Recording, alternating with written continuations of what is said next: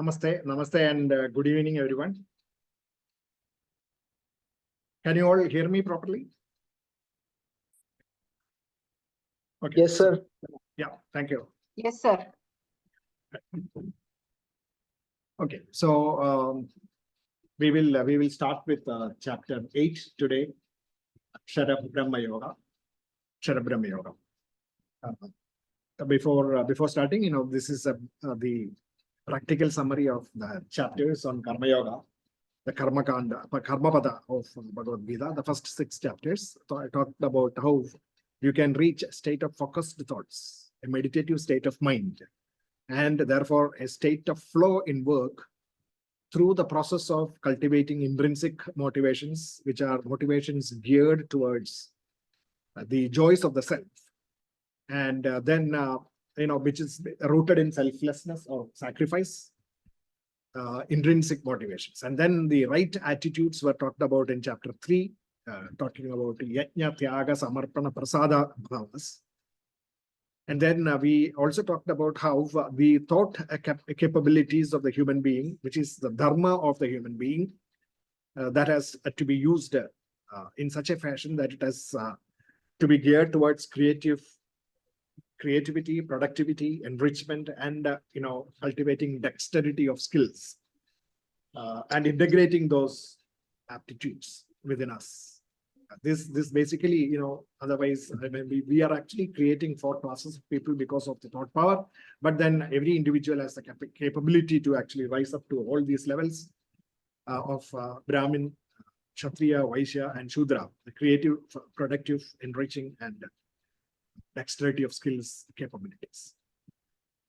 Then thereafter, you have to mold all this with dispassion, which is a combination of the capability of the intellect, differentiate between what is pleasant and what is good, shreyas and prayas, and also developing a mental strength of fortitude, which is about working without any likes and dislikes or prejudices. So that is karma sannyasa. Thereby getting into a state of flow of the mind, mindfulness, and renouncing, which is about renouncing your union with distractions and entering into the state of flow. That is the dhyana yoga that we talked about. So that is, in summary, the whole of the karma pada of Bhagavad-Gita, constituted by the 6 chapters, the first 6 chapters.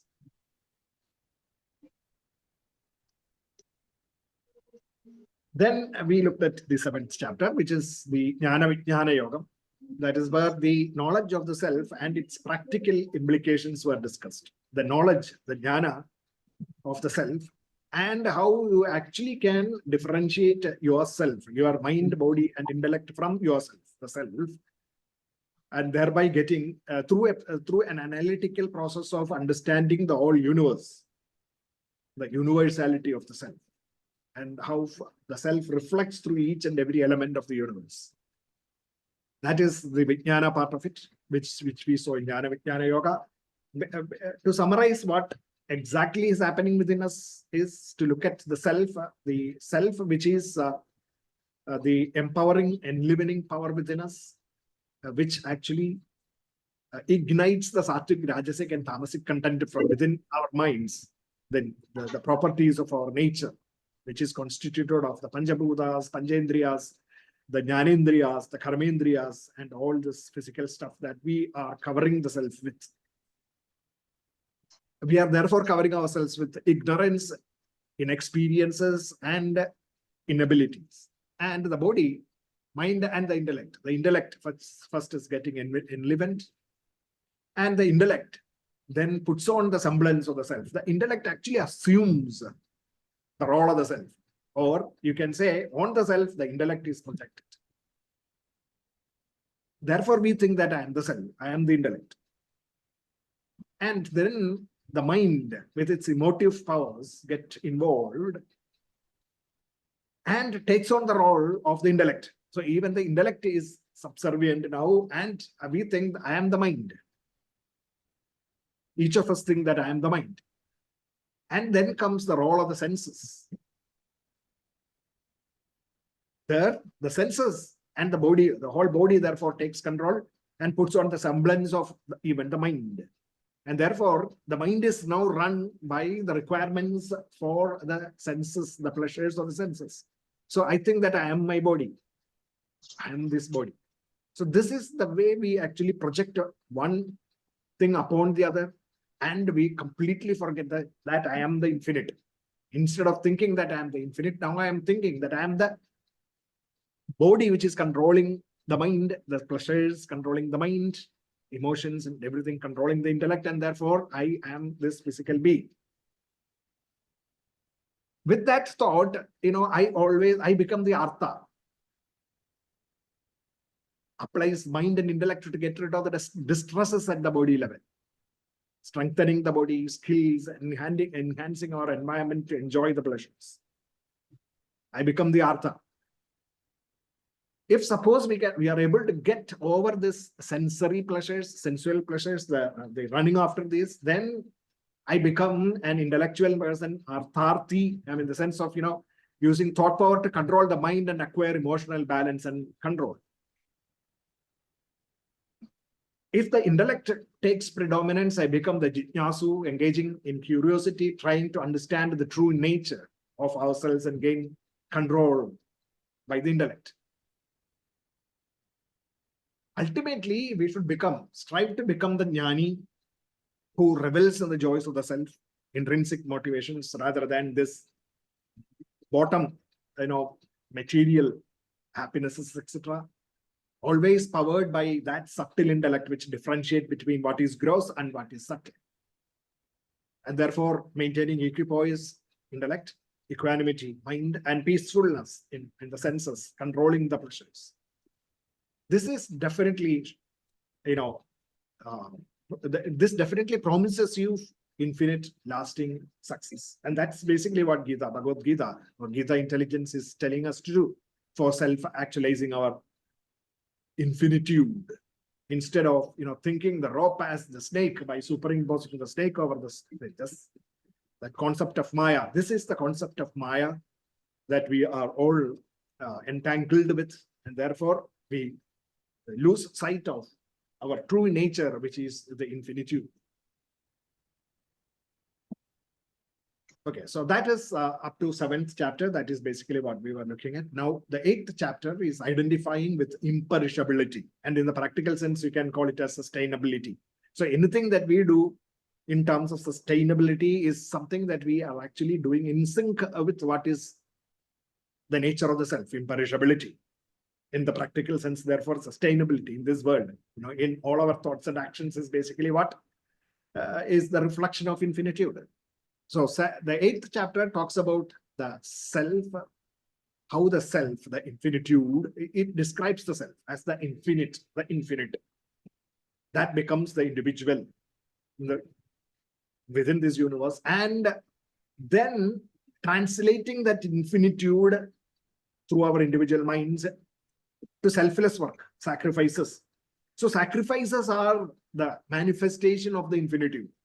So anything that we think in terms of sacrifice, in selflessness, etc., is basically we are actually showing infinitude in our existence. So that is the translation process. Infinitude, becoming the individual, becoming selfless work. So selfless work is the way the self exits through our body, mind, and intellect in the outside world as self itself. That is selflessness. So when the self becomes manifested in this universe, it becomes a selflessness. So in simple terms, the unmanifested self, the infinitude, becomes the manifested self as selfless work. That is what Gita is teaching in simple words. Very simple words. It is all about being selfless. When you are becoming selfless, you are becoming the self, infinite self. That's it. The universe is constituted of the perishable things. All that is in this universe, we have these perishable things, and the sacrifice is what actually is the imperishable thing. Perishable things in this universe becomes imperishable when they are engaged in sacrifice. That is the practical summary. So self exhibits through all of us as our thoughts, and then that thoughts translated into action. So self is every moment of our life, permeating us and exiting us as our actions. That actions, shaping our actions from selfishness to selflessness is what Bhagavad-Gita intelligence is teaching us. And that is basically what is described here in this chapter. And we also talk about how we actually can express that, articulate those thoughts into actions. How we can actually articulate those thoughts into actions. And that process is actually symbolized in our Sanatana Dharma as one symbol, which is Om. And chanting of the Om in meditation, as well as in meditation, of course, that symbolization we can talk about. And it is exactly the translation of the infinitude, articulating it and expressing it is that process. So in life, if we are engaged in that kind of an action, where we are working to translate the infinitude into sacrifices, then we are existing in meditation, which is equivalent to the meditation and chanting of the Om. So it is this chanting of the Om in our life that is basically representing our actions in selflessness, thoughts articulated into and expressed into selfless actions. So this is described in that is how we become imperishable. And for this, we need to put in our effort, tap the self, and start this process. That is self-effort. So what are the ingredients of this self-effort is described here. And then we talk about the abundant positive attitudes that actually can lead us to this self-effort. And in the second half of the chapter, we talk about the unmanifested self, manifested self and the unmanifested self, and within this universe, and what exactly that means, and how we exist in this world, creating our actions through self-effort, and without self-effort, how our actions simply become unmanifested and lie there in the universe as useless, useless to society. So we will talk about that. Hope and abundance, despair and negativity, running these two things. Hope and despair taking us to positive actions, despair and negativity merging us with the unmanifested. And then the imperishable, how this imperishable self and our rising to imperishability is represented as the path of light and the path of darkness. And finally, to sustainability in our action through applying this imperishable nature into knowledge, attitudes, austerity, and charity, and how we can shape ourselves into a star performer in this world, of star utility to this world, leaving behind a star legacy in this world, a sustainable legacy into this world, thus each of us becoming imperishable in that context. So knowledge, attitudes, austerity, and charity, how we can shape them, is also discussed. And we will discuss some practical implications in the workplaces, etc., as detailed in detail, with the details thrown out there. I will do that, the practical implications in living. So this is basically the content of this chapter. There are lots of concepts here, and it may look a little complicated, etc. So therefore, what I am thinking is I may not be able to finish the whole thing in one session. So the plan is that I will probably split it up into a session, even if time permits us to complete full. I think it is, you will be jam-packed with some of these ideas. Therefore, I think it is better that I will give only half dose now, and the half dose will be given in the next week sessions. I will split it up into 2 sessions. So let's dive into this. We will start with Arjuna's question. Arjuna asks Krishna 7 questions. He gives him 7 questions actually. What is that? What is that? What is that? Brahman. What is Adhyatmam? What is karma? what is said to be Adibhuta, and then what is meant by Adideva, and in this body, what is Adhyajna, and how does it reflect in our actions in the body, within the body, how does it Adhyajna reflect? And how does self express through one who is self-control? How does the self express through somebody who knows the self? These are the things, the 7 questions asked by Krishna, sorry, Arjuna to Krishna, and we will, Krishna answers that in 2 slokas initially, and then he goes about describing some of those aspects. He says that Supreme Brahman, the infinite, Supreme Brahman, is the imperishable. It is the imperishable Brahman, Akshara Brahman. That Brahman is the Akshara Brahman. That which is our true nature, that is our true Swabhava, the true nature of all jivas, is said to be Adhyatma. So who am I? I am Adhyatma, Atma. I am the Atma. Every one of us says that. And it is that this Atma is this infinitude. It is derived from the infinity. Action, now, okay, so the Brahman, and then the Atma, and our actions, physical actions that brings in creativity, prosperity, and innovation. Any action that brings in creativity, prosperity, and innovation. 3 things. Bhuta Bhavot Bhavara Visargaha. That is how it is defined. Is karma. That is what is called as karma. Bhuta Bhavot Bhavara Visargaha is karma. That which brings in creativity, prosperity, and innovation for all. By rejecting the wasteful, Visarga. It is about, your mind is full of good thoughts and bad thoughts. The bad thoughts are wasteful. You have to throw it away and then focus your thoughts into creative, productive, and innovative ideas, capabilities, and thoughts. That is called as karma. Doing that and translating that into action plan is what is called as karma. So, Brahman, Akshara Brahman, Adhyatman, the Atman here, and karma. That is defined.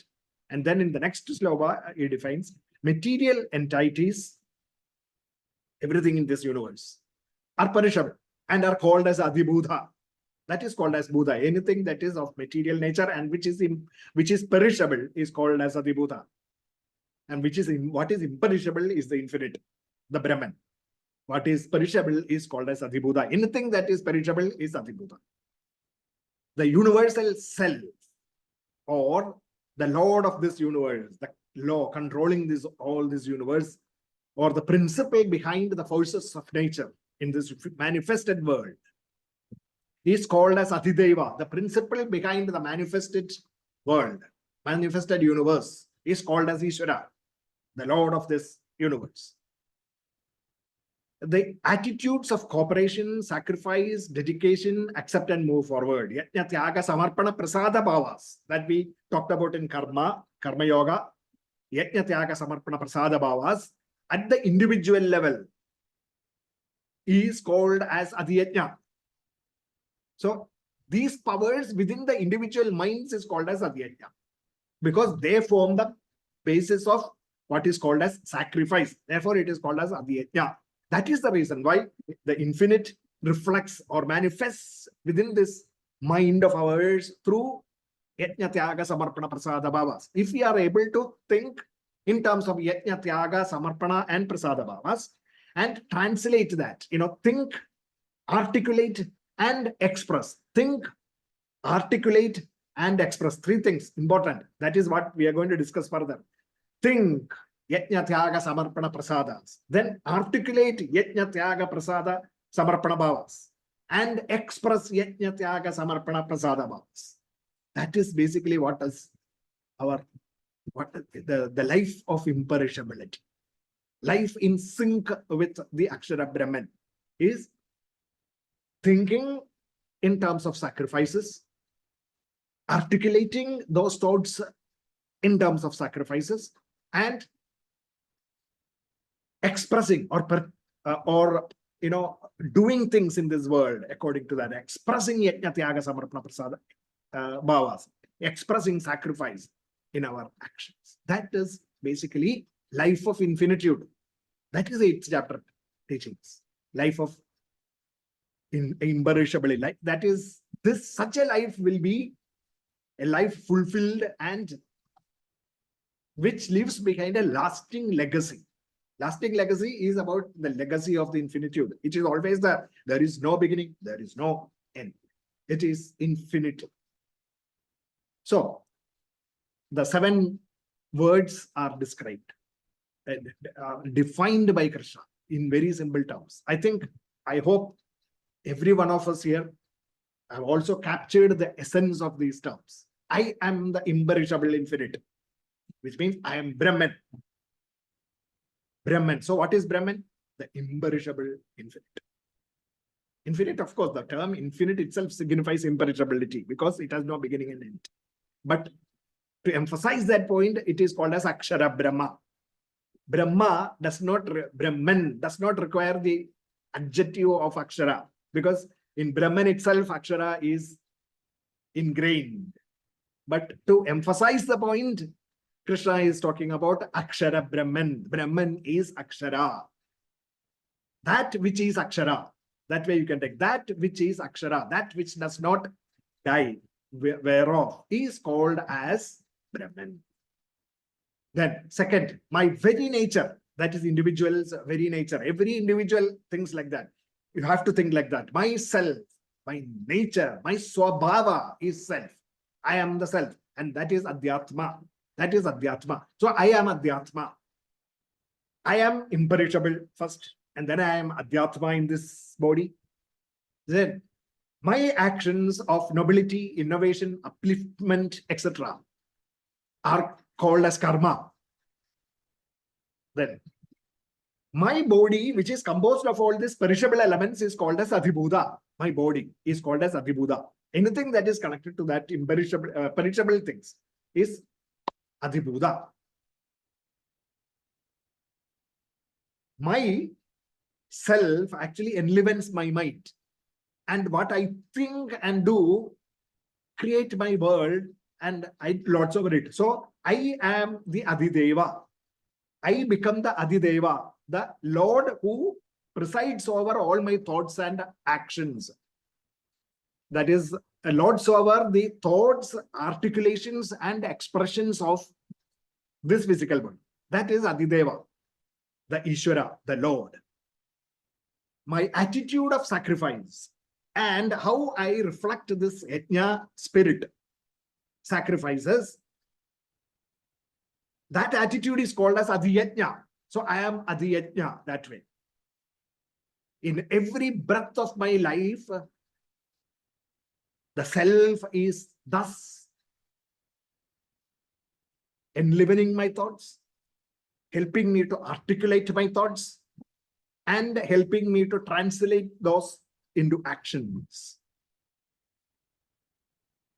And in terms of yajna, sacrifices, thus helping me leave behind a lasting legacy. That is how, that final question, how does the self express through one who is self-controlled? This is how it is. The self expresses through us as thoughts first, and then articulating this, helping us articulate the thoughts into action plans. What kind of thoughts?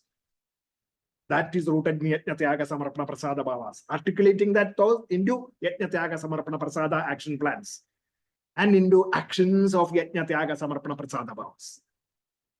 That is basically how the self works. So now, by 8th chapter, we should understand what self is in terms of the power that is permeating us, which we take from the infinitude and then translate into actions. That is Akshara Brahma. So, Jnana of Akshara Brahma. So, the first 7 questions are answered very clearly in simple terms for us to understand. Is there any doubt in this area? You can pause at this point, ask me questions. Anandji, you have any clarity to be brought into this? Yeah, there is one question already on the chat box. In the chat box, okay.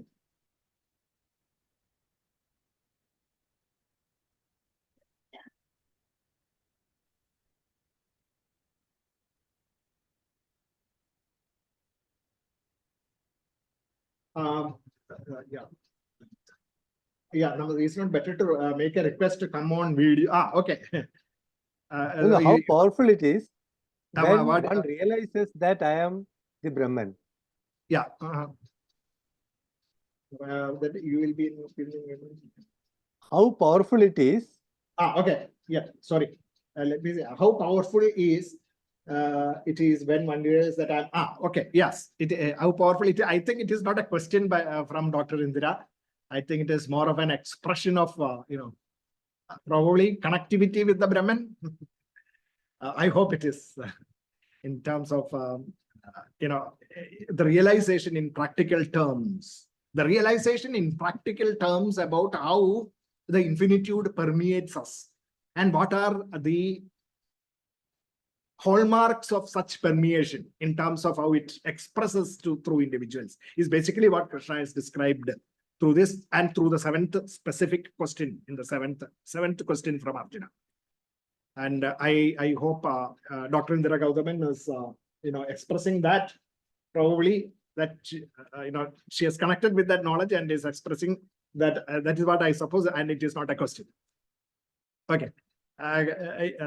If we can comment on that, I will move forward, Dr. Indira, or otherwise, Anandji, you have anything? No, I have nothing to say. All right. So I hope this concept is very clear. This concept is very important, and this is the concept for which we always try to. I mean, we try to understand Bhagavad-Gita. We learn Bhagavad-Gita. We chant Bhagavad-Gita. We read Bhagavad-Gita. We listen to discourses, etc. Ultimately, to gain this knowledge. This knowledge that is described in two symbol state verses, straight cryptic verses by Krishna in two verses at 8:2 and 8:3 and 4, 8:3 and 4, and therefore it is here that we really start connecting with the self. It is here that we start looking at self with love, with devotion, and with the kind of connectivity that we try to establish with the self. This is the step of devotion. This is the step of devotion. First, we understood the universe as the reflection of the infinitude in everything in this universe, and what self is in terms of the lower and the higher, etc. through chapter 7. And now that self is now permeating us and empowering us, enlivening us through the thoughts. And how does the self enliven the thoughts? The thoughts of Yajna, Tyaga, Samarpana, Prasada Bhavas, when it comes into our thinking, we can rest assured that the self is blessing us, that Krishna is blessing us. That blessing of the Lord, that blessing of the infinitude is basically reflected within our mind as Yajna, Tyaga, Samarpana, Prasada Bhavas. And then, not enough. That blessing is not enough. You need to articulate that blessing. How do you articulate that blessing? You have to have a physical device to do that. First of all, to think, you have to have a physical device. That is the mind, human mind. And then we have to articulate that in terms of, it is actually the translation of something from the thought space into more physical space. The articulation is that intermediate part. And then it becomes the expression, the physical part. So from thought to expression, in between, there is this process of articulation. It is almost like, if you look at it, science and translating into technologies. In between, there is a process that is called as engineering. So science, engineering, and technology. Similarly, we have the thoughts articulated as articulation, process of engineering, to expression of the thoughts as sacrifices, sacrifices. That process of technology. This is the three-step process that is taking place within us. This is the three steps through which the unmanifested becomes the manifested through us. And when the unmanifested becomes the manifested through us, we automatically becomes that unmanifested infinitude in this physical world, manifested. So we become the manifested infinitude in this universe. And that way we are becoming imperishable. Our thoughts are imperishable. Our articulation of imperishability and our expression of imperishability becomes complete. That is what is described in 2 verses initially, and more details are going to follow. Okay, so shall I move forward?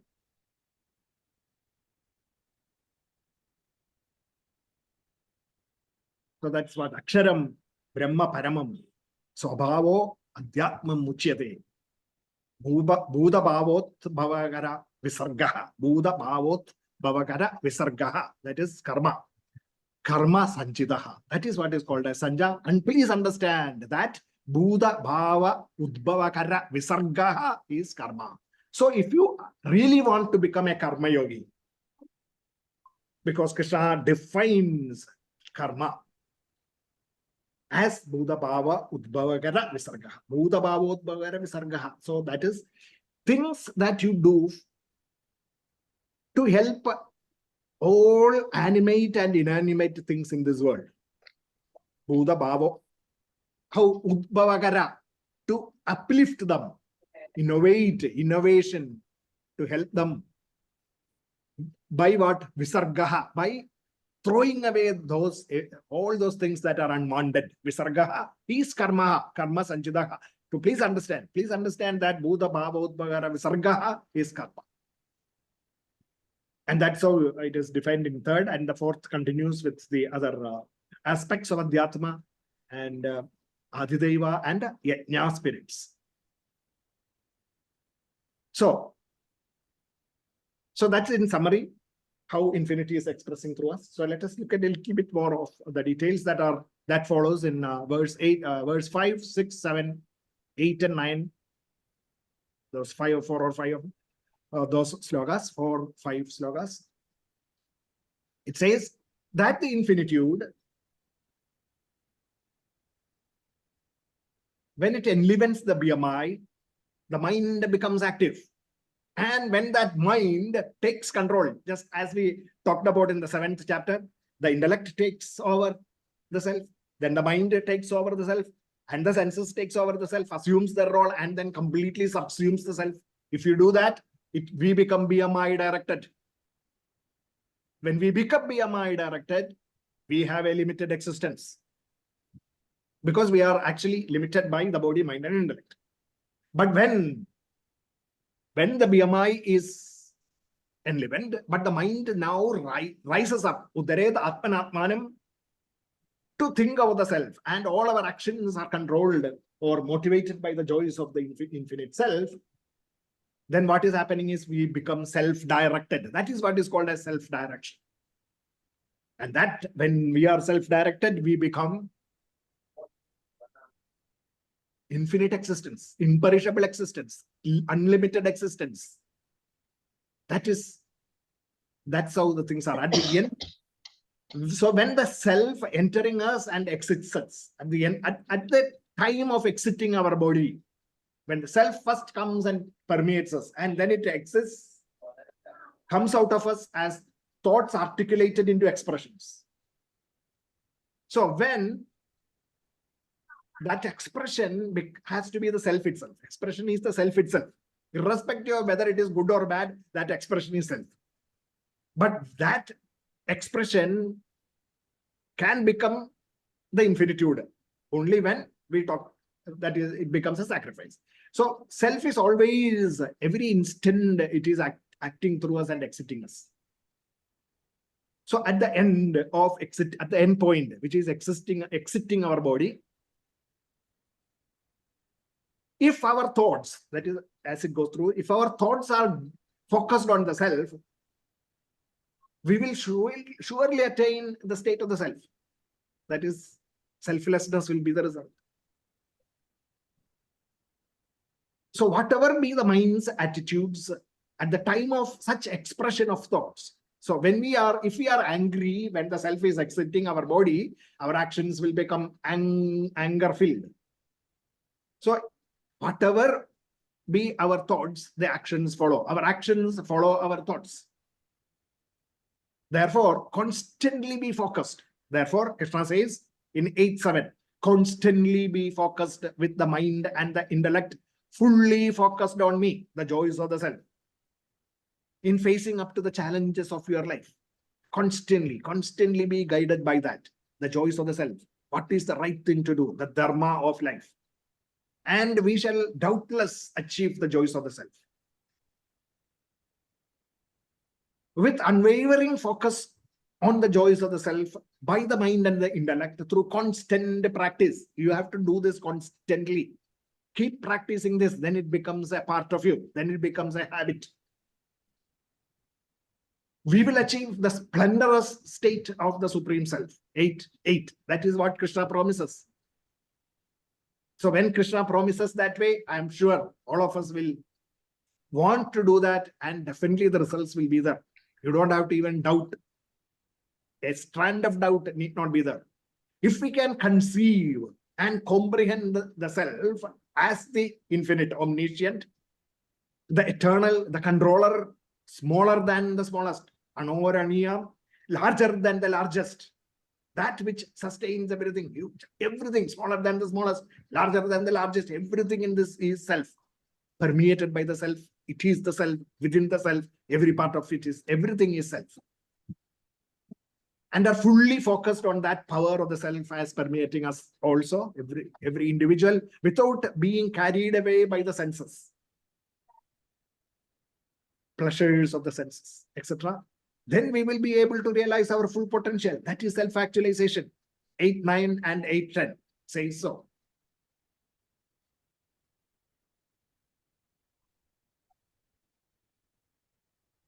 So, sustainability, therefore, practical terms, thinking about sustainability in thought and action is a true reflection of our imperishable infiniteness.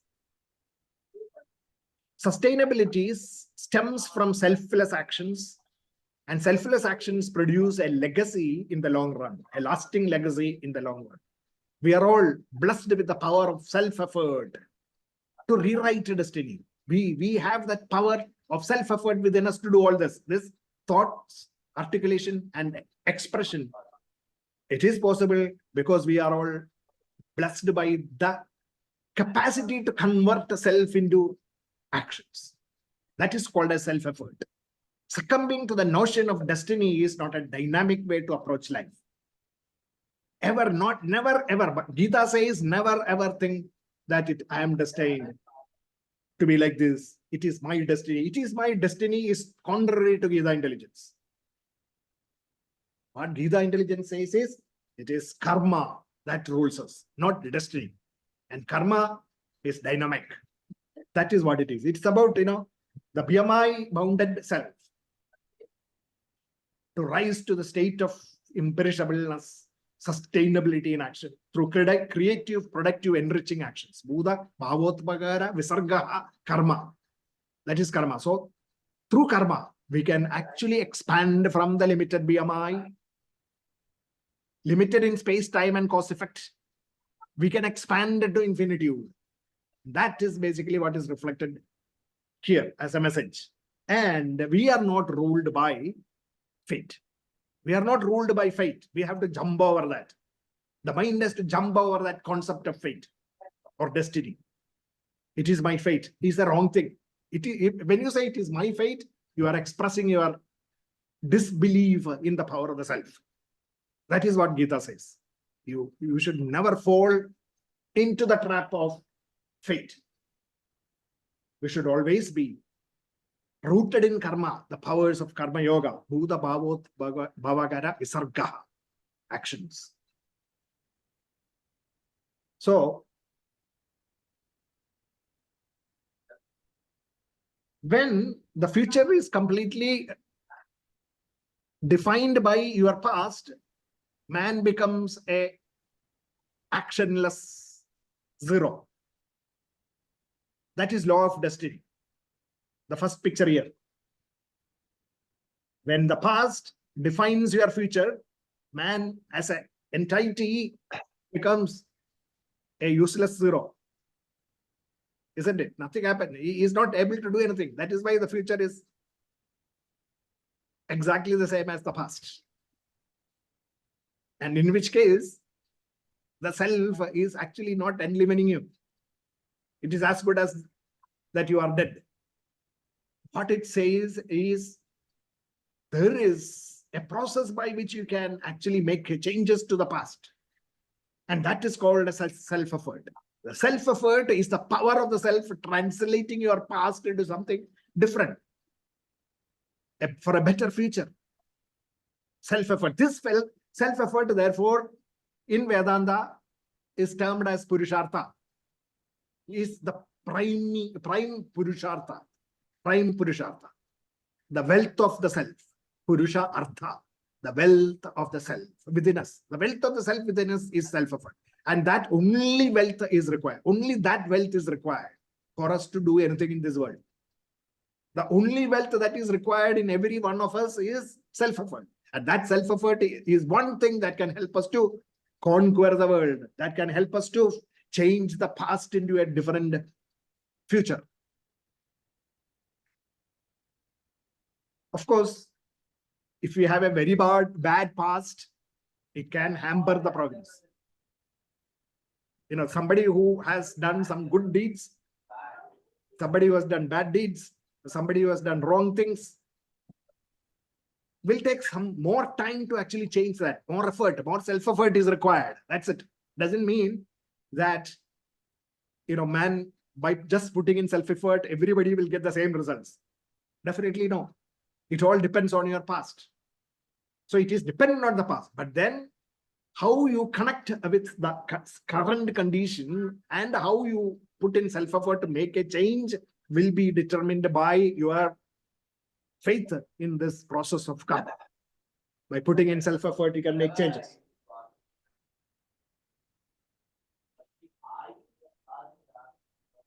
So self-effort is what basically we all of us need to understand. We will understand a little bit in detail. But before that, let us also look at this. The process of self-accepting the body can also be looked at. You know, I will explain that through this infographic here. The infinite, I'm representing it as the, you know, dotted box here, the outer box blue, infinite. That infinite, when within this universe, which is dotted black, within this, you know, the physical universe of plurality, the physical universe of plurality. So the one infinite, expressing as the plural, the many, the one expressing as the many. The one expressing as the many is basically what the whole process of creation is. In fact, this is one of the concepts of Sanatana Dharma. If you look at some basic tests of Sanatana Dharma and try to understand that, you will understand this whole process. The one and the many, the definitions of the one and the many, and the process of the many coming out of the, coming from the one, the Brahman of plurality. And this plurality is then within each one of us, within every being, and we are talking more of each one of us, the human being. It is translated, the physical forces of nature, the physical phenomena is getting transformed through the process, through within our this thing, by becoming the Atman within each one of us, the BMI. And through the process of self-effort is basically what we create this world of ours, physical world of ours, every one of us. Now, the thing is, when it empowers our intellect as self-effort, there is another aspect that is also coming in combination. That is what is called as desire. And the desire can be two, selfish and unselfish. Selfish or unselfish. If it is selfish desire, the mind, intellect, and the body will be the prime object of satisfaction. And therefore, we engage in selfish pursuits, physical pleasures, emotional whims, and intellectual fancies. That is how we work with selfishness. And we work through our impressions, tendencies, and inclinations into actions in the outside world. That is how this self exits our body.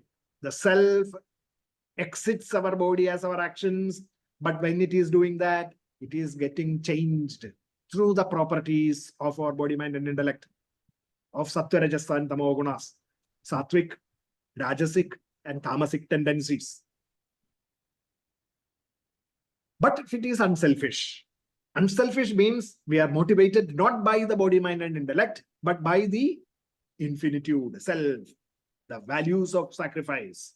That is called as the joys of the self. That motivation. If you do that, we rise up the levels to infinitude. We can rise up the levels to infinitude. So it is this self-effort, or we can also call it as our willpower or something like that, is the direct manifestation of the power of the self. Self-effort is the direct manifestation of the power of self in our philosophical parlance. The power of the Purusha, we could call it the self-effort. Hence, in Vedanta, it is defined as Purushartha. Desire, on the other hand, is efforts impelled by our impressions, tendencies, and inclinations.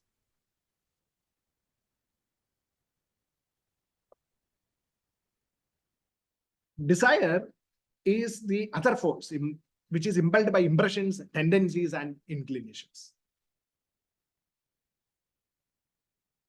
So, the self, if we are selfish, the self comes out as selfishness. If we are selfless, the self comes out as the infinite, the imperishable. Selfish, it comes out as our selfishness, means as limited, constrained, constricted. And so we live a life of mediocrity.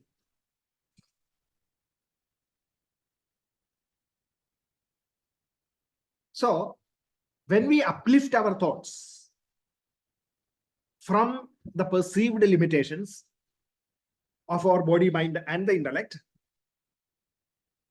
we are in fact releasing the infinite self from within us, from those perceptions. Otherwise, we are actually, the infinite, we are chaining it, trying to chain it with our limited thinking.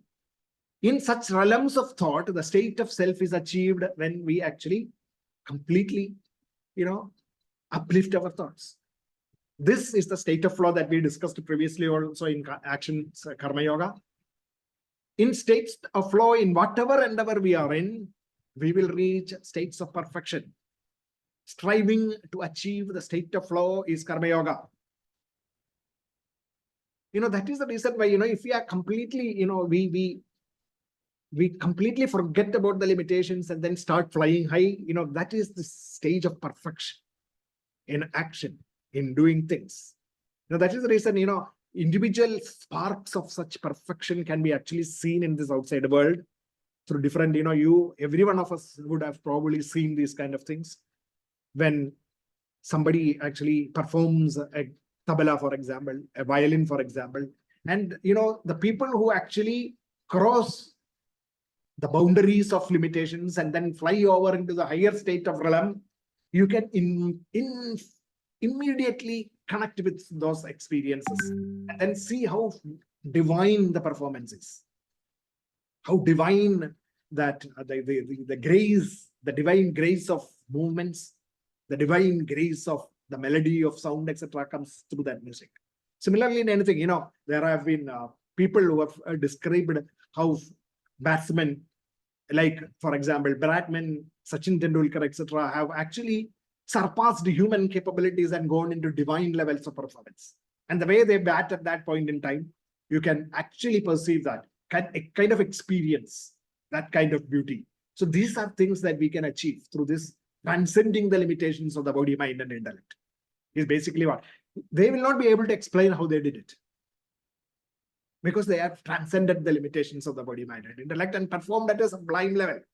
How did you reach that? Of course, it is not only just the grace, but more than that. Grace definitely has to be there, but there is this hard work, this relentless practice that takes you to those levels. Whatever thoughts animate our mind, as we break loose from the shackles of the limitations of our own imagination, those thoughts find their expression in even negative thoughts. Like, for example, if I feel that I am incapable of doing something, it becomes extremely difficult to do something, that particular thing. But if you think that, yes, it may be difficult, but I can, and go forward with self-effort, determination, then you will excel. We will excel in those fields if we strive to do that. Anybody can do anything in this world through striving for it, putting in the effort for it. The potential power of the self is thus released to its full in those moments of experiences.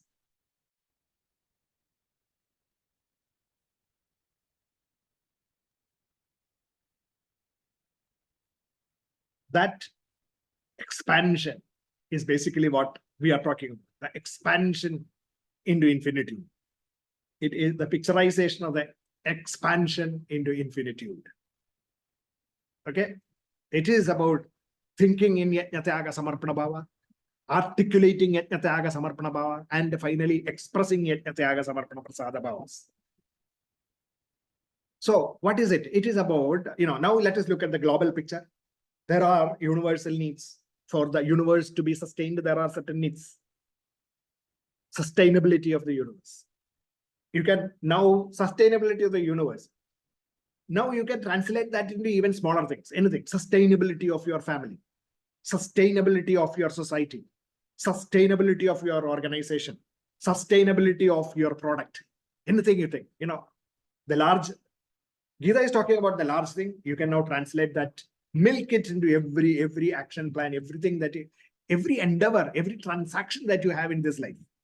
And you can apply the same rules, map it into it, and then you will see wonders. So universal needs, I'm talking about that universal picture of what are the needs for sustainability, creativity, productivity, and enrichment. Creativity, productivity, and enrichment. What is that? What does that mean? It means that we need karma yoga. Buddha bhavot karra visargaha. We need that to create a sustainable world. That sustainability, when it is the karma, when it is articulated, the first thing, it is innovation, progress, and nobility is required through the process of creation, sustenance, and annihilation of negative things.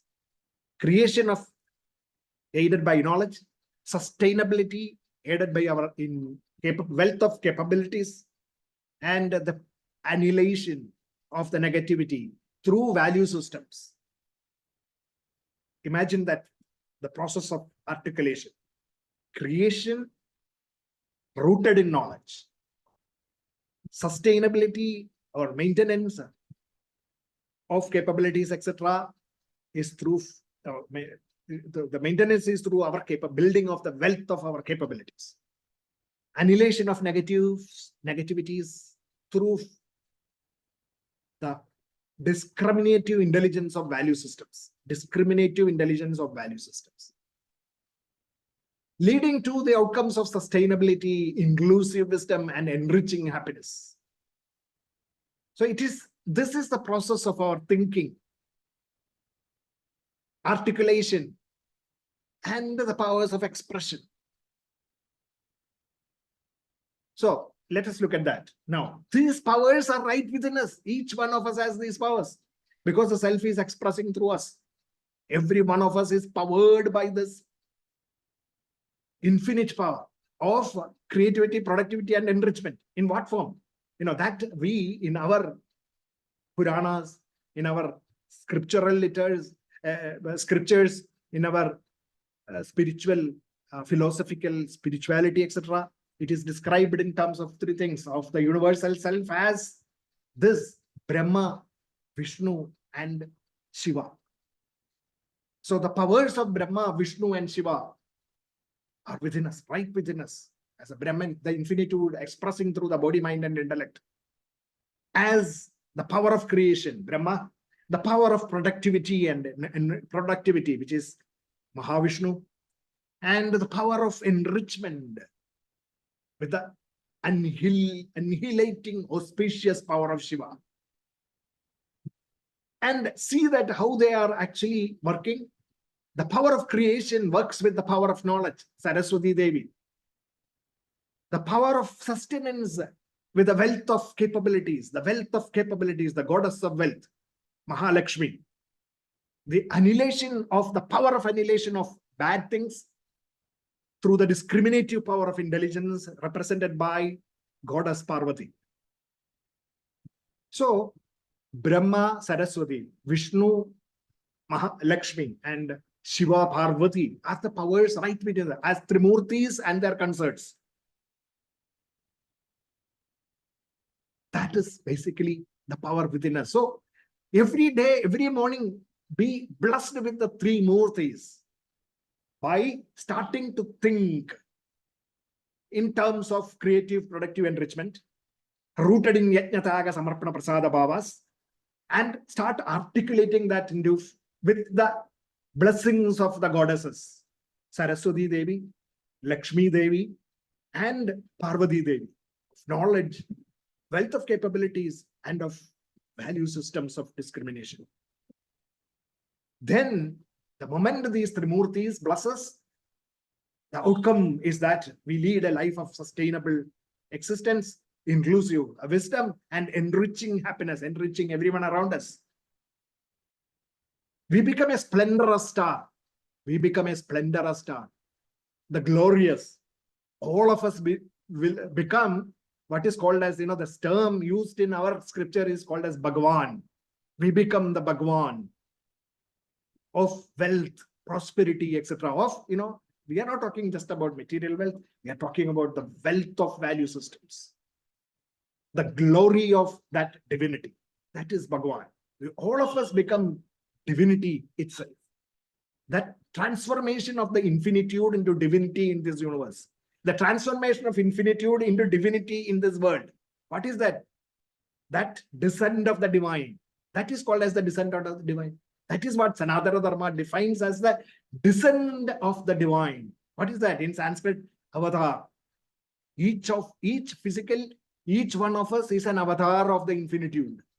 That is the belief, that is the power that we need to encash from the infinitude. Each one of us is an avatar. Each one of us is Bhagavan. Because we are blessed with the Trimurtis, the power of Trimurtis, which are the direct manifestation of the infinitude. That is what we need to understand. And when that becomes, through the process, how can we do that? Through the process of supremely motivated choice of the self, having the right attitudes, having the proper aptitudes and integrating them, coming to a state of renunciation and into the state of flow. You can see Supreme Motivation was talked about in chapter 2 and the karma theories of karmanyevadhikaraste mahabale shukadajanaha, etc. And then the right attitudes of yatyaga samarpana bhavas in karma yoga, of proper aptitudes of Brahmin, Kshatriya, Vaishya, Shudras and integrating them in chapter 4, of the karma sannyasa in renunciation and of dhyana yoga in state of flow. So as a karma yogi, the whole process described in 5 chapters, from chapter 2, 3, 4, 5, and 6, which we have covered in about last 6 weeks. That is the process. So the translation of the infinitude and tapping the powers of Brahma, Vishnu, and Parameshwara, articulating it as the goddesses of knowledge, wealth of capabilities, and the discriminative judgment into action plans in this outside world is Karma Yoga.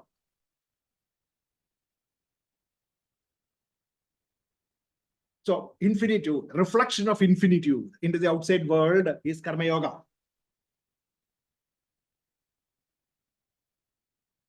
So the one who reflects on creative, productive, noble values will easily attain the state of the self, of imperishable self, Akshara Brahma. In the material parlance, we can call it as our actions will become sustainable, inclusive, and enriching. And if every one of us is like that, then the world is bubbling with sustainability, inclusiveness, and enrichment. That is what Gita is teaching us. How we can do that? Through small bits and nuts and bolts level things. We are going to come to that towards the end.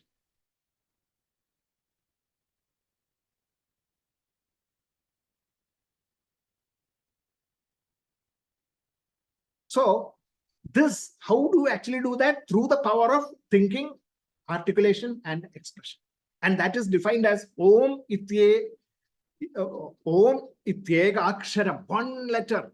Om represents this. A, U, and Ma represents this. That is the process. We'll come to that. But before that, let us also look at a story which is in relation to how this happens. Let us look at this in another perspective. The self within us, there are integrating forces within each one of us. There are powers of austerity within each one of us. And there are also splitting forces within each one of us. The mental forces are integrating and splitting. And there is also the power of austerity in between. Okay, just imagine this. Then, what are the integrating forces within each one of us in the mind? That is the coexistence and expansion powers. Power of coexistence and expansion is the integrating forces. So if all our thoughts are, tuned towards coexistence, in family, for example, if my mind is tuned towards coexistence within the family, it is an integrating force, isn't it? Against that, we have the splitting forces, like divergent, independent, asynchronous, conflicting thoughts, declining, which is declining, contracting, stagnating, and narrowing. So all these are things that are splitting. You can imagine what happens in an organization when employees, teams, employees, they are powered by this divergent thinking, diverging opinions. Everyone starts just thinking independently and divergently, asynchronously, with conflicting ideas. It will lead to decline. It will lead to contracting enterprises. It will lead to stagnation and narrowing of the enterprise, etc. Isn't it? Splitting forces. Whereas if it is coexisting, everybody is coexisting as a team. The leaders work with the staff works with the leaders, the staff thinks like the leaders also think like the staff. Coexisting. Then there is a force of expansion within that organization. Correct? So, now let us look at this. All this is now controlled by our intellect. The powers, clarity of thinking in terms of pure logic is one thing, and wisdom, higher order thing. Two ways we can think. If we are thinking only of pure logic, of personal successes, etc., sensory pleasures, emotional satisfactions, and intellectual arrogance, that is our gross intellect, material intellect working, advising us to be, divergent, independent, asynchronous, conflicting, etc. That is one force that is working within us. There is another type of force working in several minds, which is about the wisdom. So now, the wisdom of coexistence, etc. How can you do that if you are into the sensory, emotional, intellectual arrogance, etc., gross intellect advising? And from there, we can only rise to the level of wisdom through 3 steps. Sense control, subjugating the mind, body pleasures. Equanimity, subjugating the mind's emotional whims. Equipoise, controlling the intellect. So through 3 steps of sense control, equanimity, and equipoise, we can actually control the lucid logic of the gross intellect and rise to the level of the lucid logic of the subtle intellect.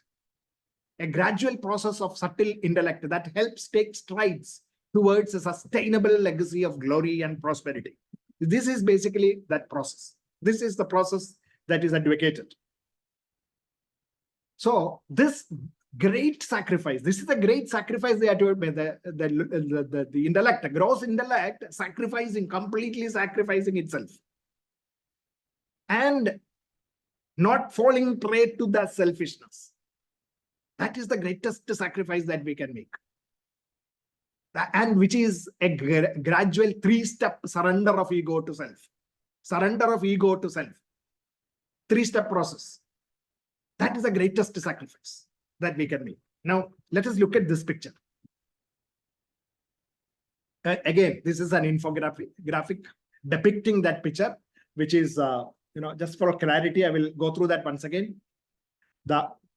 We have the austerities that can unite us, and the austerities can divide us. Austerities are, the kind of tabas that you do in terms of hard work, focusing, practicing, and all those things. You can do that for bad things also, and good things. So austerities that you do for that unites, and austerity that divides. Controlled by the wisdom and lucidity of the gross intellect or the subtle intellect. Subtle intellect uniting productive energies. The gross intellect dividing and then producing negative energies. Intellect, gross mind, wisdom on the left side. This is powered by the joys of the self. The pendulum of joys of the self is actually controlling us, moving us. Whereas on the other side, it is this negativity. But if we want to rise to the level of success, then we need to make the great sacrifice and then go to the joys of the self. Make the great sacrifice and take to the joys of the self through the 3 steps. So let's picturize that now. Okay, we have this.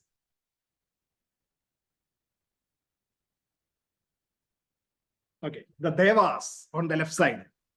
Devas are the wisdom-oriented integrating energy within us. And on the right, the other way, it is the Asuras are the disintegrating energies within us, each one of us. Devas and the Asuras. They are within us. Both of us are within us. Controlled by the intellect. Wisdom of lucidity, which controls both. Intellect controls both. One through subtle intellect and the other through the gross intellect. So each one of us is thus.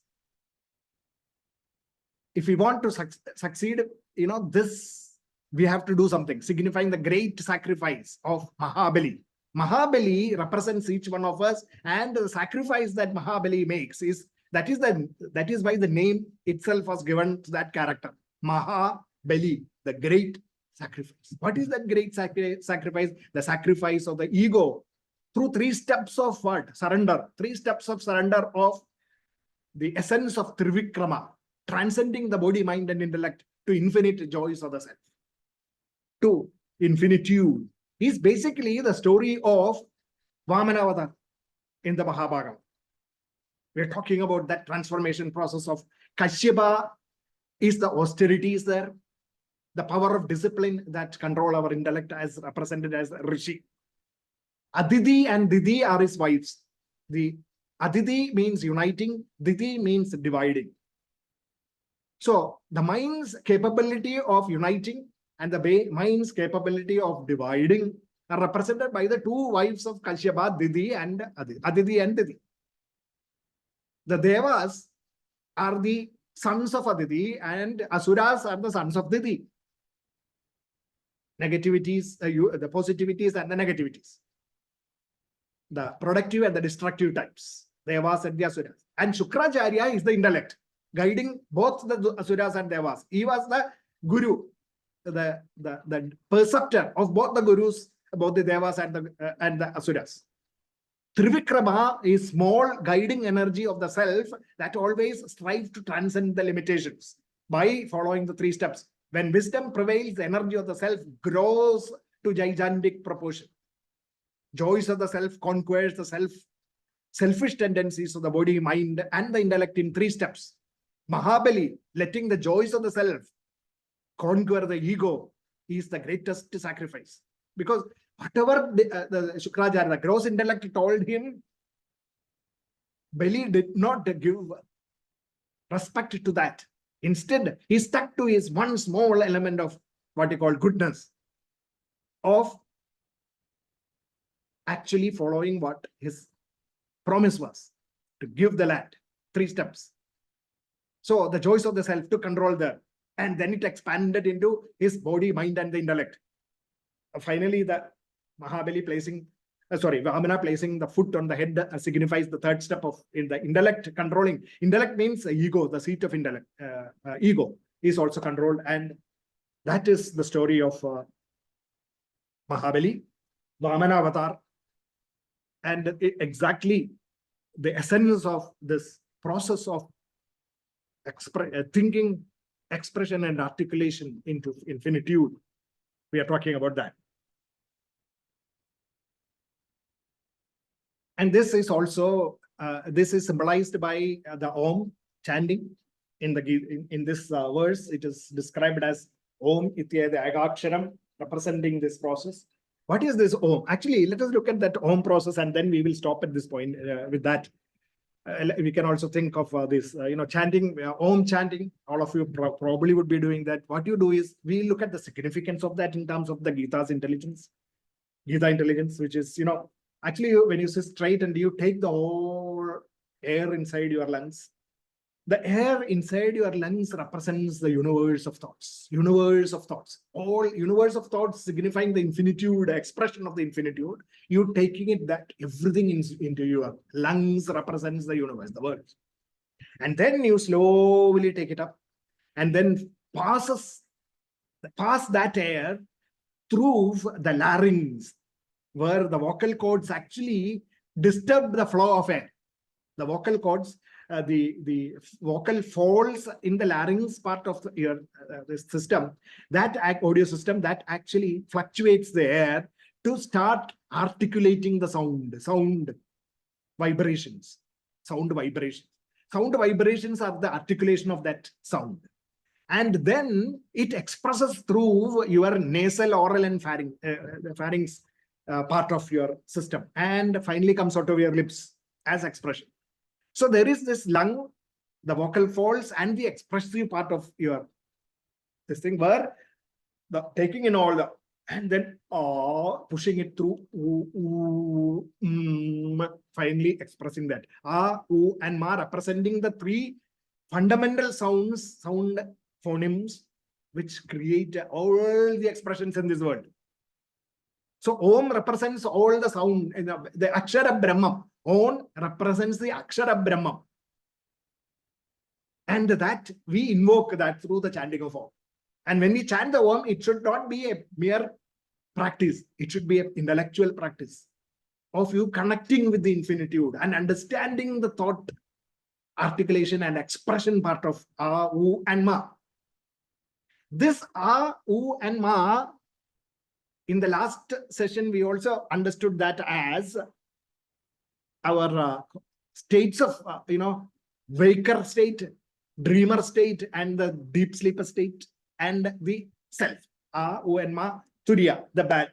A, Om, and then the silence, and Om again, silence, Om again, silence. So A, U, Ma, and silence represents the consciousness of the waking world, the consciousness of the state of consciousness of the dream state, and the state of consciousness of that deep sleep state, following to the stateless, thoughtless state of Om, infinite. So now here we are also seeing in the physical world, in our expressions in the world, thoughts, articulations, and expressions into infinitude of sacrifices, the 4th state, Turiya. So sacrifices, living in this world, doing sacrifices, yajna, you are actually living in the state of self, Turiya state. So that is Akshara Brahman. Yeah. Okay. So with that, I think we will stop at this point today, because I think we have had quite a lot of things today, and we can think over it. The next class, we will start with the self-effort. Now, the self-effort and its ramifications, we will think. So before stopping, I will, let's invoke the mantra, and then after that, we can have the discussions.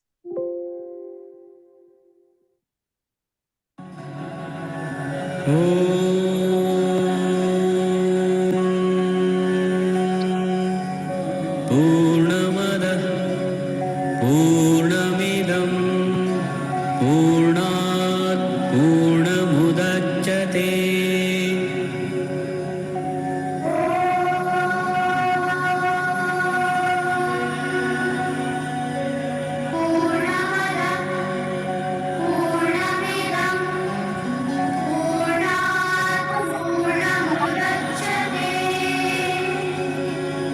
पूर्णस्य पूर्णमादाय पूर्णमेवावशिष्यते ॐ शान्ति शान्ति शान्तिः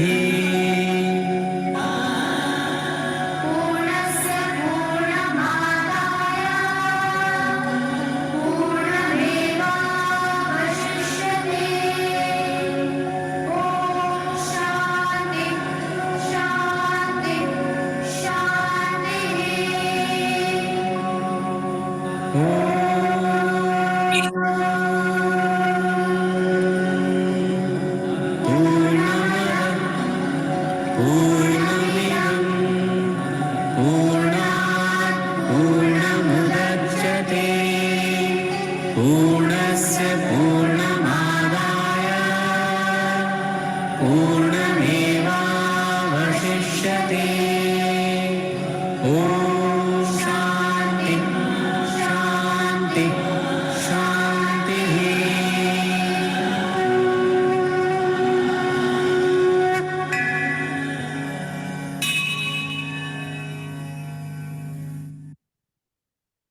Thank you. Anandji?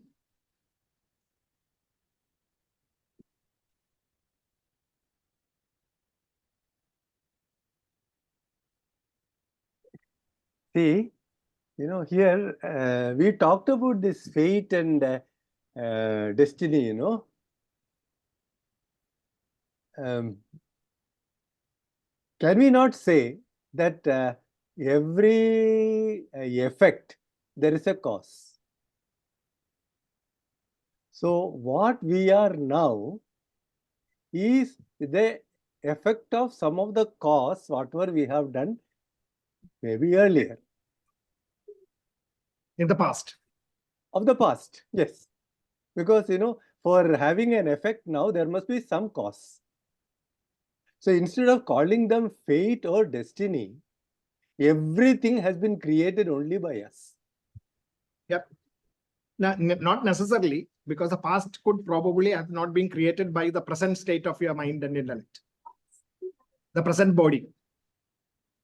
No, I am not considering that as this one, since I have come as a body, yeah, I would have done the same thing in a different body, but I am responsible for it. Yes, you are. That is the reason why the future is actually controlled not just by the past, but it is also through self-effort. So past plus self-effort is the future. Right. No, I just want to forget the past. Okay. No, because, I have no control on that past. Yeah, you don't have any control over the past. Yes. I believe that, whatever I have done, I am enjoying or suffering today is because of my cause, whatever I put it as a cause. Right. Right. I don't take it as an action. It is a cause. Yeah. It could be anything. Yes. It could be anything. Yeah. So after understanding that, I say, okay, fine. This because of the cause. From today onwards, I am going to put a cause by which I am going to determine my destiny for tomorrow. Right. That cause is self-effort. Exactly. Right. So I change my destiny. I make everything myself because I know that only because of my cause, everything happens as a result. Yeah. The only thing is the practical thing that we should understand is that it is not an instantaneous process. No, exactly. Because you may fail in the first attempt, the second attempt, the third attempt, and the fourth attempt, you may be successful. But if you give up in the first attempt itself, then that is it. Exactly. That is right. where, I am just converting that sloka number 5. Okay. What you mentioned, that prayana, what is that? Prayana kale. Prayana kale. Adda kale cha mameva. Yes. See there, what I wanted to just convert for an interactional world. Say at the time of failing, Okay. right? Say At the for same example, failing, right.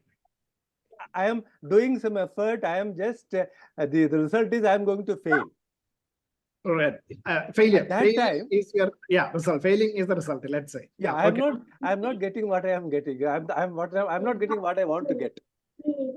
So instead, that is I am dying. Yeah, that is a state of despair. Right. So instead of just leaving it, I catch hold of the self. Yes, through And self-effort. say that no, I am not going to fail. I have got Right. immense power. So in the interactional world, I go on taking that power Yes. and then come up and work with in various other directions. Maybe I would have my concepts may be wrong. Maybe my Correct. directions may be Yeah, wrong. yeah. I correct myself.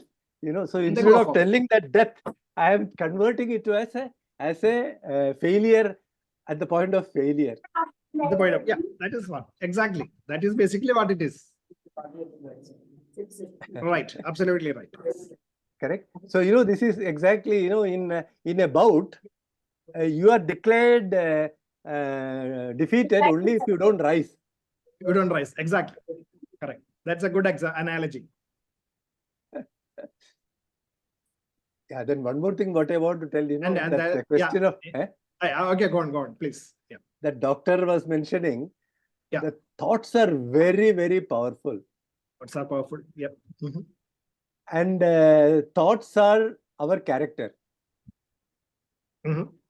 Because only thoughts make us give actions. Right. So the moment we control our thoughts, our character is changed, our actions are changed, accordingly our results are also changed. Right. Right. That self, I would say, is nothing but to give an answer how powerful that self is. It is very powerful as long as we know that it is powerful and take actions from that self. Right. The self doesn't actually care whether you think like that or not. Because in the sense, self of course does not have a mind or anything. So it is not right to use the word that self does not think, but still, just for understanding, it is your mind that actually, takes control of the power that it is given to it and then confines it or expands the powers. Exactly. And it has got immense power, the self has got immense power, and that we can definitely tap through the thoughts. Yeah. Yeah, that's all I want to say. Thank you, Anandji. Yep. Mm-hmm. Anyone else has got any clarity of description required, please?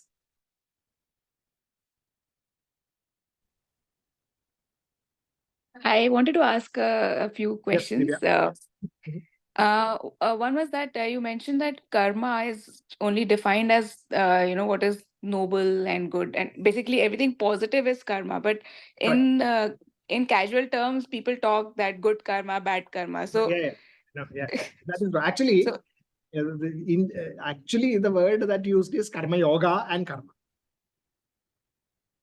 Okay, so only the positive things are karma. Yeah, Krishna is actually describing here karma yoga. Okay. So he doesn't use the word yoga with that because it is by default assumed that it is karma yoga. That's why it is, in the definition it says. Okay. So actually karma is bad and good are there, but karma yoga is only good, selfless. Right. There is nothing wrong.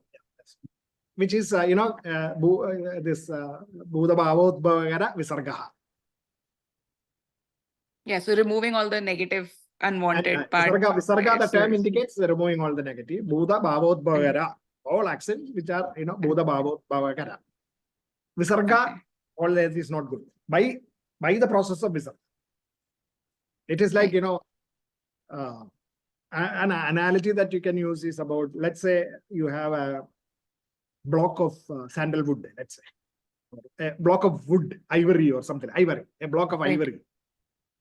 And if you give it to a sculptor, he will come out with a beautiful sculpture of, let's say, Sri Krishna from ivory. sculpture of Sri Krishna. Where did the Sri Krishna come from? From the effort. Yeah, effort, but yeah, from the effort, where did Krishna emerge? It emerged from the same ivory block that we gave to him, isn't it? Right. How? Through the process of chipping away all the unwanted parts of the ivory. Okay. Yeah. That's it. So that is the process that Krishna is teaching us. Chip away the unwanted things. Emerge, Krishna will emerge. Such a beautiful, Right. concept. Yeah. I mean, analogy. Which you think about it, you go to say a temple, see the idol, and think about that, and immediately you will know what you should do. Chip away the bad things within us, and then become that idol. That's a very positive, like powerful statement. Yeah, absolutely. Yeah. I felt I was actually completely aghast when I heard that first from someone, and then I was thinking about it. I found it was such a powerful thing that is such an inspiring one phrase or whatever you call it. And the only thing is, just by admiring the analogy is not enough. If you go in the workplace, let's say you come up with something, let's say you face difficulty, chip away the bad things and you will emerge victorious. For that, you should find out what is the bad thing that is within us. If you start thinking about what is bad by other team members, you will never succeed. Instead, Right. think about what is there in me, and then in fact, one of the most striking actually experiences that I've had about maybe 30 years back or whatever. We had this huge system that is being developed, a software system. There are about 15-20 people working on it. And everything was done. The release date is approaching, and the system was tested. Final testing was taking place, and a couple of days before release, and it was failing. And everyone was pointing fingers at the other systems. But one of my bosses told me that you look at your system first before you actually look at the failure of the whole system. Pointing the fingers at others, when we point, say that subsystem is created because the error is showing in some other subsystems, and you think that is the problem. So if the rest of the people were not, they actually washed the hands off and then were sitting doing other things. That subsystem people are struggling. But when we actually everyone started looking at their own systems, the actual errors found in another system, which actually cascaded into the other the people who are suffering. And they were actually thinking of that. So as a software engineer, one of the first lessons that you learn is any bug, think that it is yours. Try to take it off. And the system will be successful. Everywhere you can apply that. Right. Start from yourself. That is what Krishna is telling us. Chip away the unwanted parts. Out emerges the idol of Krishna, the Bhagavan Krishna. That's what it's. Thank you. One more thing I wanted to ask about Om. Like we've not discussed that much in detail right now. I'm just. Could you clarify that Om? How do you see it as 3 different syllables? Because when you're chanting Om, you would just say Om, right? You will not say Om. So right. Yeah, you don't say that, but it is one actually. It is one sound created out of 3 phonemes. Right. Which is A, U, and Ma. So you don't chant A, U, and Ma. But in combination, it is O. Actually, that O, it starts from the bottom, from actually the lungs. Oh, that, and then it pushes through the windpipe. Right. So that wind is being pushed through the windpipe, where it is articulated into vibrations, which means it is converted. The universe is converted into sound.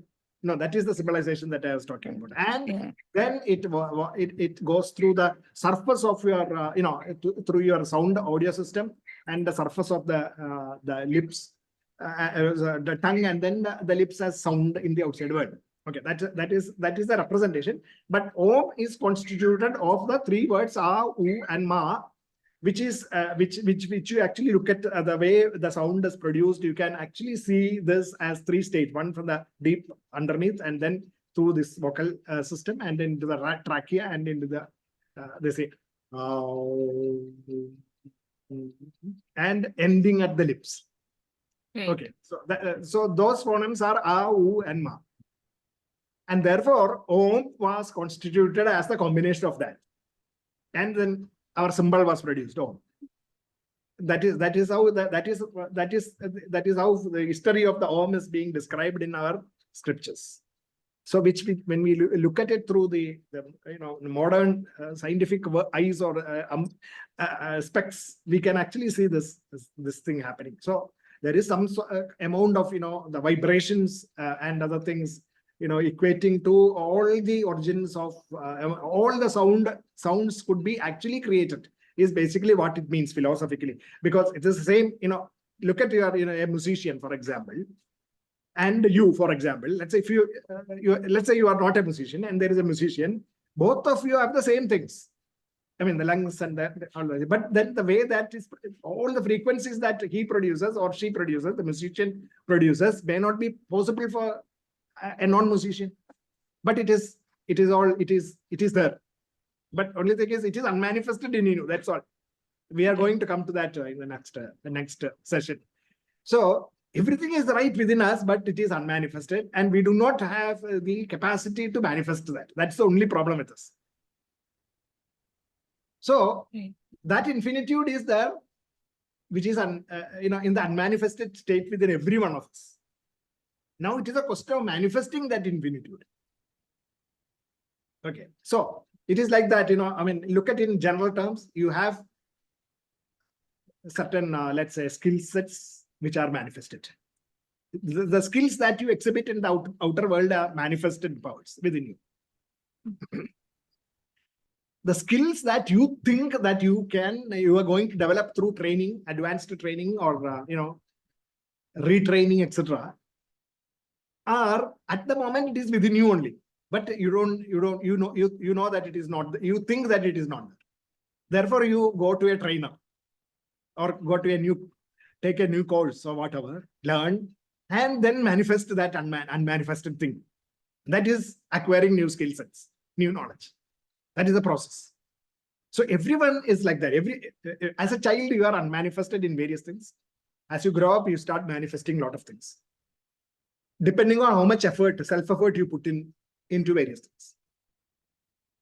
And you develop new capabilities. So that is why yoga and Kshema comes into picture. Yoga for creating new capabilities. Kshema is that the process of creating, enhancing your existing capabilities. And very interestingly, which we'll come into, I think, in the next 9th chapter, very interestingly, there is the device that helps us to do this. What is that device? Can you tell me? The device, physical device, which helps you to do this, yoga and Kshema. I don't know. The brain. Okay. It is the brain that helps us to do that. So how does the brain? So naturally, the system, nature, we call Ishvara, God. God has created our source, the brain, with required qualities to tap this. That is the interesting thing. That is, modern neuroscience has found that. I will talk about that in the next when we come to that, because we leave it as suspense there. Okay. And in this in the 3 syllables, I wasn't clear. Like, which one did you relate with the awake state, and the deep sleep state, and Yeah, that was actually in the 7th chapter. We were talking about the states of consciousness. yeah, we were, yes. That is with actually it is described in Mandukya Upanishad. If I can do one thing, I can actually repeat that, because we need that probably again. So I will repeat that in the 9th chapter again. Okay.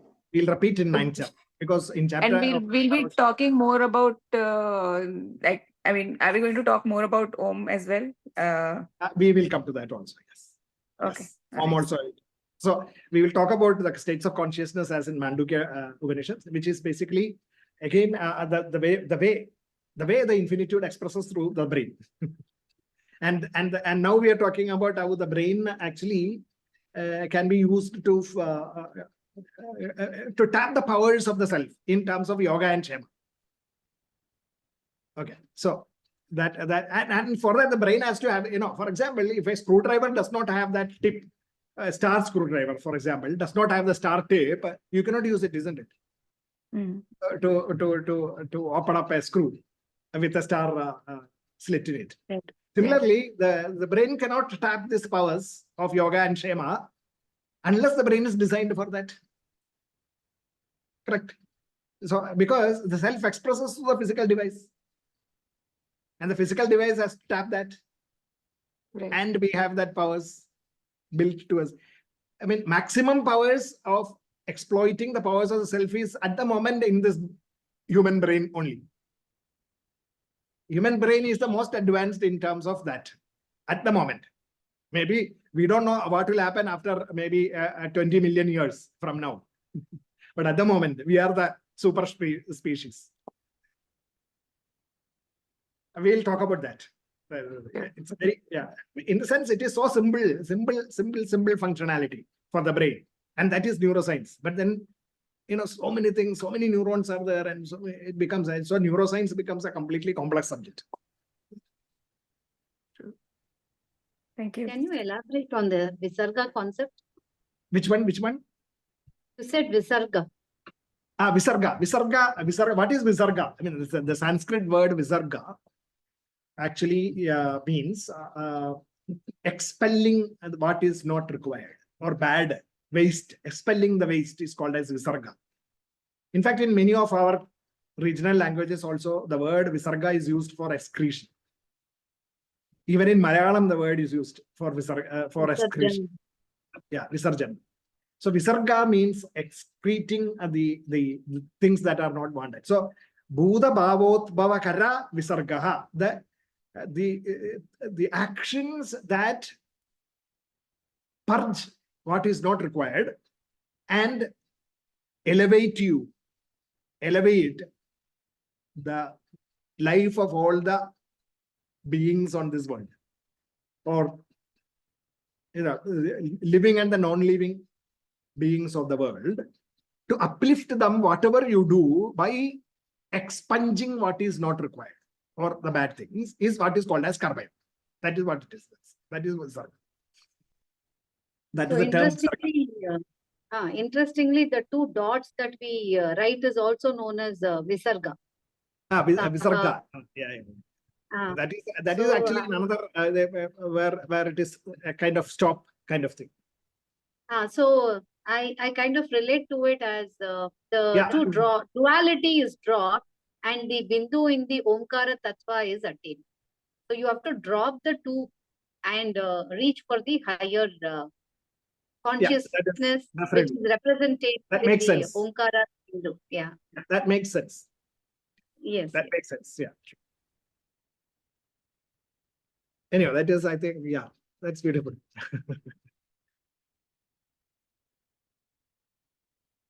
Sarga.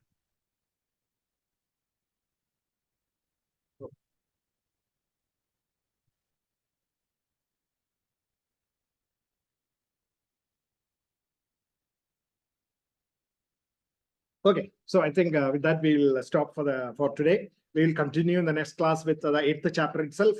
We'll start with the self-effort things. We'll summarize this and then we'll start with the self-effort and go forward. And in the 9th chapter, we'll discuss the other thing, consciousness. Again. Thank you all. Namaste. Okay, namaste. Thank you. Namaste. Shri Gurubhyo Namaste. Namaste. Thank you, sir. Namaste. Thank you. Bye-bye.